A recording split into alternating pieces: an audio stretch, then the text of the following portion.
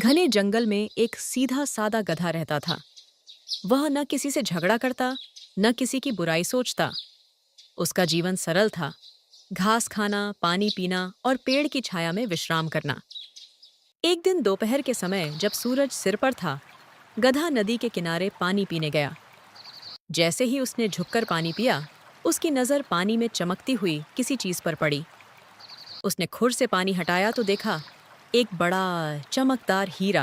अरे वाह! यह कैसा पत्थर है जो सूरज से भी ज्यादा चमक रहा है? मैंने तो आज तक ऐसा कुछ नहीं देखा। क्या यह कोई जादुई चीज है या बस सुंदर सा पत्थर? उसने चारों ओर देखा, पर वहां कोई नहीं था। उसे लगा यह भगवान का दिया हुआ उपहार है। उसने घास की मजबूत डोरी बनाई और हीरे को गले में बांध लिया। अब वह जहां भी जाता, हीरा चमचमाता रहता। जंगल के जानवर उसे देखने लगे।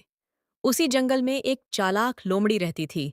उसकी नजर हमेशा किसी लाभ पर रहती थी। जैसे ही उसने गधे के गले में चमकता हीरा देखा, उसकी आंखें फैल गईं। प्रिय गधा, आज तो तुम बहुत अलग और खास लग रहे हो। तुम्हारे गले में जो चमक रहा है, वह साधारण पत्थर नहीं।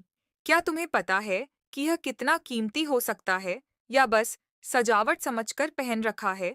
लोमड़ी बहन, मुझे इसकी कीमत का कोई अंदाजा नहीं। नदी किनारे मिला था, अच्छा लगा तो पहन लिया। क्या सचमुच यह बहुत कीमती है जैसा तुम कह रही हो? कीमती तो इतना है कि कई जानवर इसे पाने के लिए कुछ भी कर सकते हैं।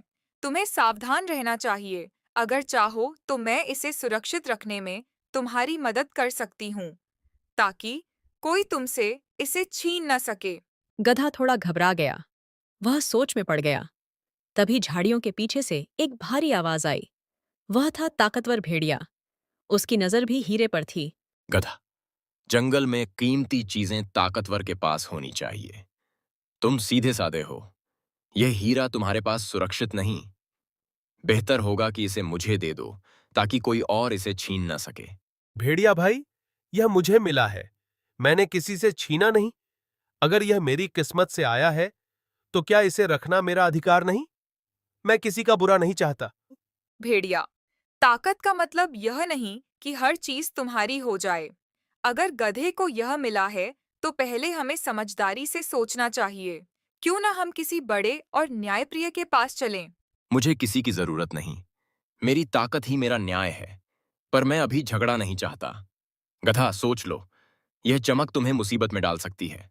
इतना कहकर भेड़िया चला गया, लेकिन उसकी आंखों में लालच साफ दिखाई दे रहा था। गधा घबराया हुआ लोमड़ी की ओर देखने लगा। डरने की जरूरत नहीं, पर सावधान रहो।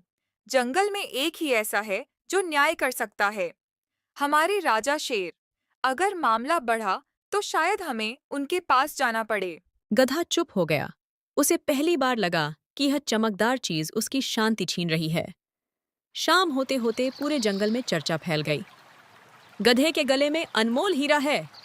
दूर पहाड़ी पर बैठा शेर, जंगल का राजा, अपनी तेज नजरों से सब देख रहा था।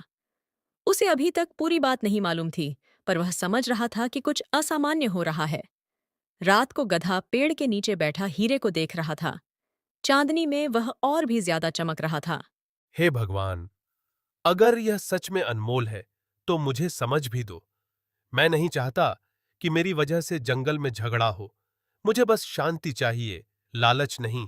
दूर कहीं भेड़िया हुआं हुआं कर रहा था और लोमड़ी पेड़ के पीछे से सब देख रही थी। हवा में अनिश्चितता थी। अगली सुबह गधा पूरी रात ठीक से सो नहीं पाया था। हीरा उसके गले में लटक रहा था, पर अब वह उसे हल्का नहीं, बोझिल लगने लगा था। वह धीरे धीरे मैदान की ओर बढ़ा। तभी सामने से लोमड़ी आती दिखाई दी। उसके चेहरे पर चिंता का भाव था, पर आंखों में वही पुरानी चमक। गधा, मैंने रात भर सोचा, भेड़िया चुप नहीं बैठेगा। उसकी आदत है ताकत के बल पर चीजें हासिल करना।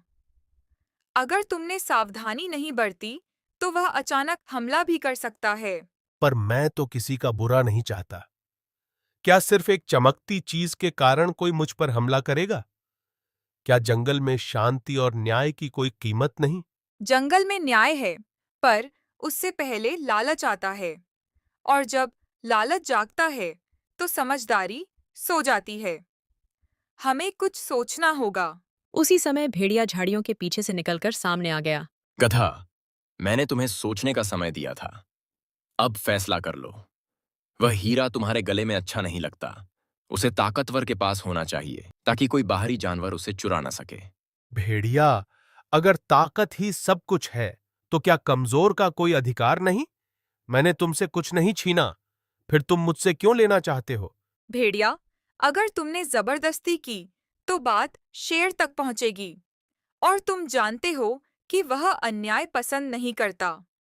क्यों ना हम सब मिलकर उसके सामने यह बात रखें। भेड़िया कुछ क्षण चुप रहा। वह शेर से डरता था। शेर का नाम सुनते ही उसके चेहरे की कठोरता थोड़ी ढीली पड़ गई। ठीक है, अभी नहीं, पर याद रखना यह मामला यहीं खत्म नहीं हुआ है। मैं देखता रहूंगा। इतना कहकर वह चला गया। गधा ने राहत की सांस ली, पर उसका मन अब भी भारी था। दिन बीतते गए। जंगल में कानाफूसी बढ़ती गई। कुछ जानवर गधे से सहानुभूति रखते थे, तो कुछ मन ही मन सोचते थे कि इतना कीमती हीरा एक साधारण गधे के पास क्यों हो। एक दोपहर, जब हवा शांत थी, लोमड़ी फिर गधे के पास आई। गधा, क्या तुमने कभी सोचा है कि यह हीरा तुम्हें क्यों मिला? शायद यह सिर्फ सुंदरता के लिए नहीं, बल्कि तुम्हारी परीक्षा के लिए है। कभी-कभी भाग्य हमें परखने के लिए अनमोल वस्तु देता है। अगर यह परीक्षा है, तो मैं इसे कैसे पास करूं? इसे रखूं तो झगड़ा, दे दूं तो मन दुखी। क्या सही है, क्या गलत, समझ नहीं आता। उधर भेड़िया भी खाली नहीं बैठा था। वह दूसरे जानवरों से फुसफुसाकर कह रहा था कि गधे के पास इतना कीमती हीरा होना खतरे की बात है। शेर अपनी गुफा से बाहर आया था। उसकी आंखों में गंभीरता थी। उसे अब खबर मिल चुकी थी कि जंगल में एक अनमोल हीरे को लेकर खींचतान चल रही है। गधा उस दहाड़ को सुनकर कांप उठा। डर मत, जब सच साथ हो तो परिणाम से घबराना नहीं चाहिए। पर याद रखो, शेर के सामने हर शब्द सोच समझकर कहना। उधर भेड़िया अपने मन में योजना बना रहा था। अगर शेर ने हीरा अपने पास रख लिया, तो भी गधे के पास तो नहीं रहेगा। और अगर मुझे मौका मिला, तो मैं साबित कर दूंगा कि ताकत ही असली अधिकार है। अगले दिन सभी जानवर सभा में पहुंचे। शेर खड़ा था, शांत, गंभीर और प्रभावशाली। उसकी आंखों में कठोरता नहीं, पर गहराई जरूर थी। कुछ क्षणों तक सन्नाटा छाया रहा।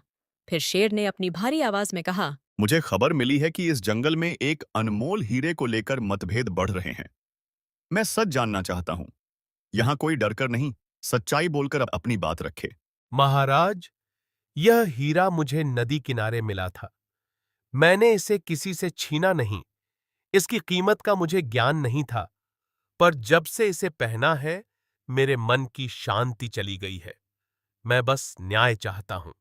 महाराज, मैंने गधे को सावधान किया था कि यह हीरा उसके लिए खतरा बन सकता है।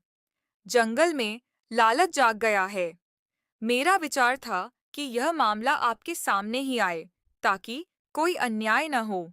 महाराज, मैं मानता हूं कि मैंने हीरे पर अधिकार जताया, पर मेरा तर्क यह था कि इतनी कीमती वस्तु कमजोर के पास असुरक्षित है। अगर बाहरी शिकारी आ जाएं तो क्या होगा?